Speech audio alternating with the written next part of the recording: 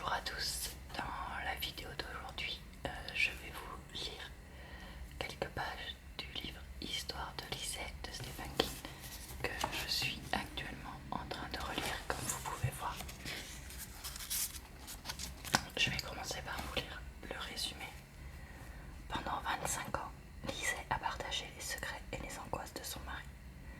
Romancier célèbre, Scott Landon était un homme extrêmement complexe et tourmenté. Il avait tenté de lui ouvrir la porte du lieu, à la fois terrifiant et salvateur, où il puisait son inspiration. À la mort de Scott, désemparée, Lisette s'immerge dans les papiers qu'il a laissés, s'enfonçant toujours plus loin dans les ténèbres. Histoire de Lisette est le roman le plus personnel et le plus puissant de Stephen King. Une histoire troublante, obsessionnelle, mais aussi une réflexion fascinante sur les sources de la création, la tentation de la folie et le langage secret de l'amour. Un chef-d'œuvre.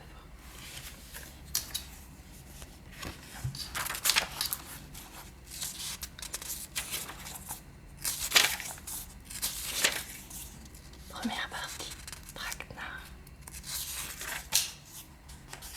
Lisette et Amanda, tout idée.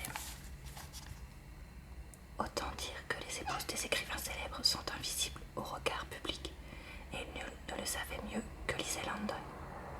Son mari avait remporté le prix Pulitzer et le prix national du livre, mais Lisette n'avait donné qu'une seule interview dans sa vie, et ce pour le célèbre magazine féminin où paraît la rubrique « Oui, je suis mariée avec lui ». Lisette passait en gros la moitié de ses 500 mots à expliquer que son diminutif rimait avec Sissi, autrement dit prononcé Lizzie. Presque l'autre moitié concernait sa recette de cuisson lente du rôti de bœuf. Amanda, l'une des sœurs de Lisette, disait que la photo illustrant l'interview la faisait paraître grosse. Aucune des sœurs de Lisette n'était immunisée contre les joies du lâcher des pavés dans les mares, semer du rififi chez les filles, pour reprendre l'expression de leur père, ou du lavage énergétique du linge sale d'autrui. Mais la seule que Lisette avait du mal à bien aimer était cette même Amanda. Aînée et moins nette des 5 filles des bûcheurs natifs de Lisbon Falls, Amanda vivait seule dans une maison que Lisette lui avait procurée. Une petite maison clé en main, pas trop éloignée de Castle View, où Lisette, Darla et Cantata pouvaient la voir à l'œil. Lisette la lui avait achetée 7 ans plus tôt, 5 avant la mort de Scott, mort prématurément, mort avant son heure comme on dit. Lisette avait encore du mal à croire qu'il s'en était allé depuis 2 ans. Cela semblait à la fois plus long et comme le temps d'un clin d'œil. Lorsque Lisette s'était finalement attelée au nettoyage complet de la suite où il travaillait, une enfilade de pièces magnifiquement éclairées dans ce qui avait autrefois été le grenier à foin de la grange, Amanda s'était ramenée le 3e jour, alors que Lisette avait terminé l'inventaire de toutes les éditions étrangères. Il y en avait des centaines, mais entamait tout au plus celui des meubles, signalant par de petites croix ce qu'elle pensait devoir garder. Lisette attendit qu'Amanda lui demande pourquoi elle n'allait pas plus vite, nom d'un chien, mais Amanda ne demanda rien. Pendant que Lisette passait la question des meubles à l'examen léthargique, elle en avait pour la journée. Des cartons de correspondance empilés dans le bureau principal. L'intérêt d'Amanda sembla se focaliser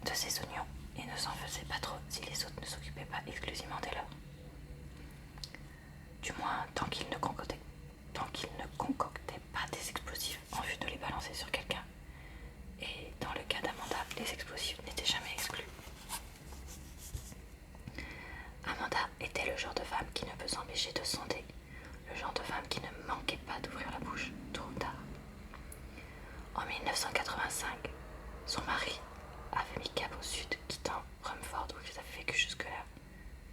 Car, comme une paire de carcajou pris dans une canalisation, avait dit Scott dans un après-midi de visite qu'ils s'étaient promis de ne jamais réitérer.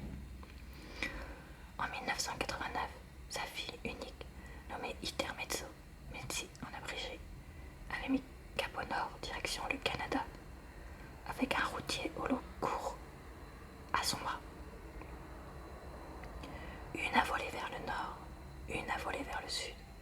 La troisième n'a pu fermer son moulin à paroles éperdu.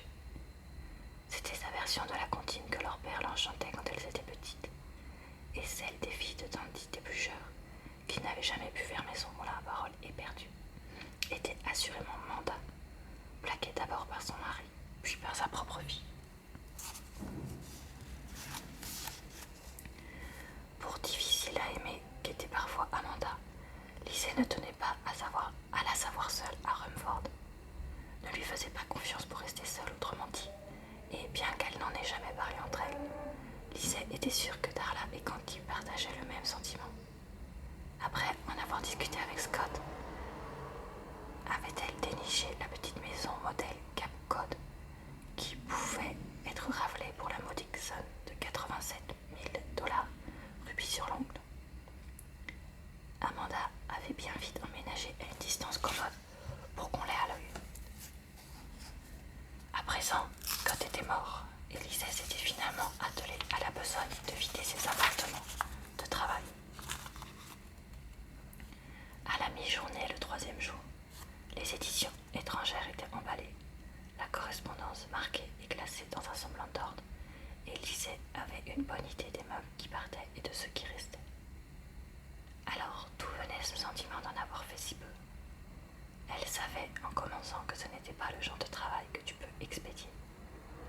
Peu importe le nombre de lettres et d'appels téléphoniques inopportuns qu'elle avait reçus depuis la mort de Scott, et plus d'une visite aussi.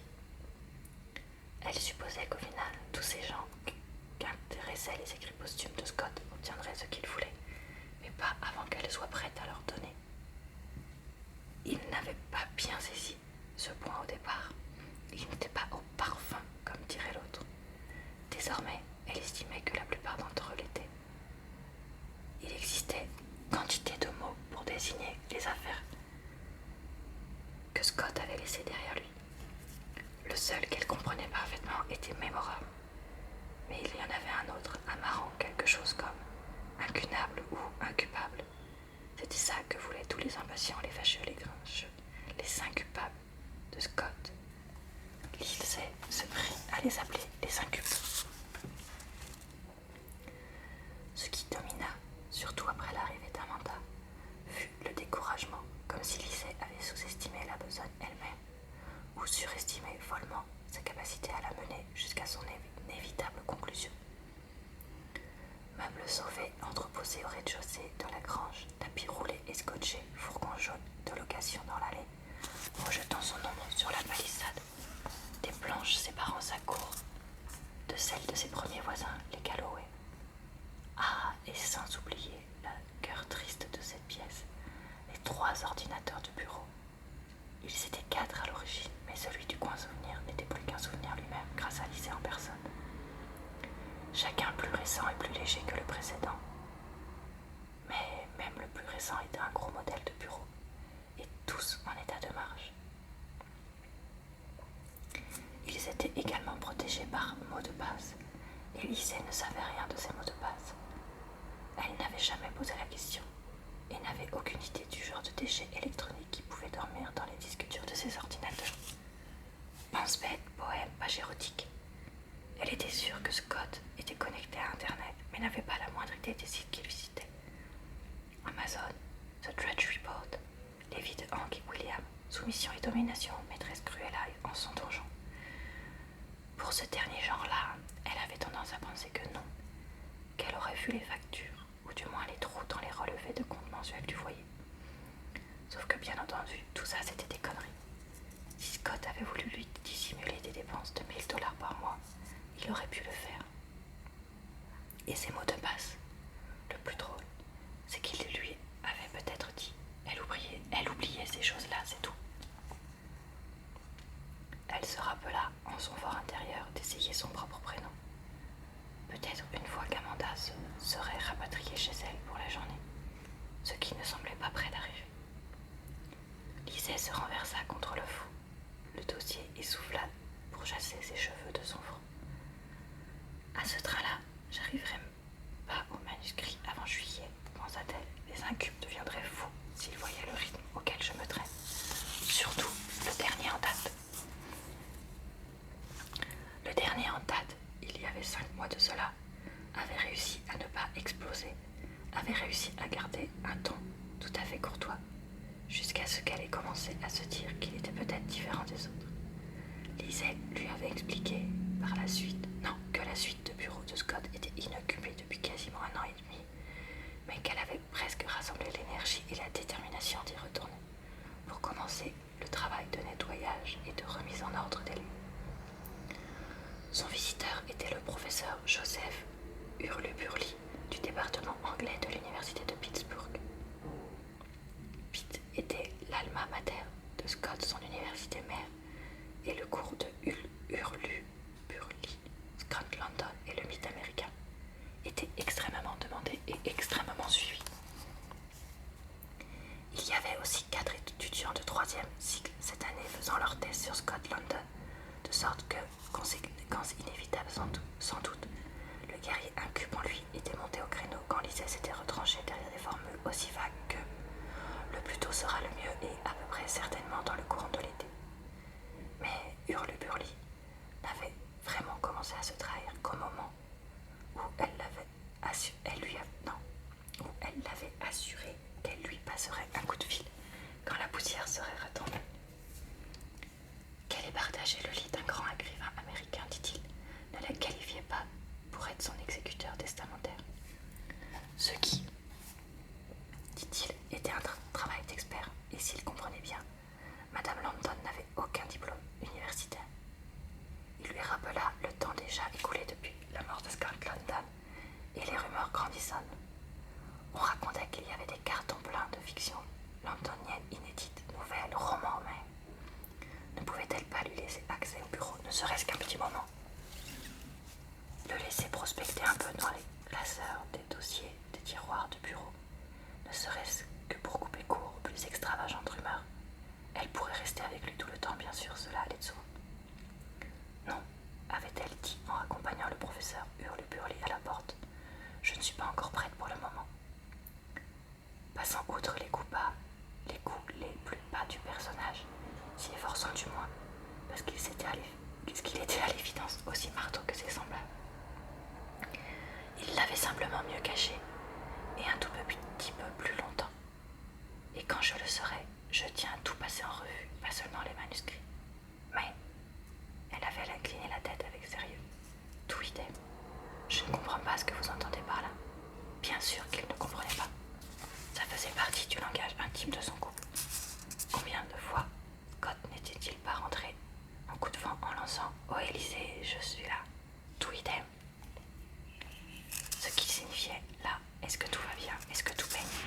Mais comme toutes les formules lestées de pouvoir, Scott le lui avait expliqué un jour, mais Lisette le savait déjà. Celle-ci possédait une signification interne. Un homme tel que Hurluburly ne pourrait jamais saisir la signification interne de tout item. Lisette pourrait passer sa journée à lui expliquer qu'il ne comprendrait toujours pas. Pourquoi? Parce qu'il était un incube et qu'il, s'agissant de Scott London, une seule chose intéressait les incubes. Aucune importance, voilà ce qu'elle lui avait dit au professeur Hurluburly ce jour-là, 5 mois plus tôt. Scott aurait compris.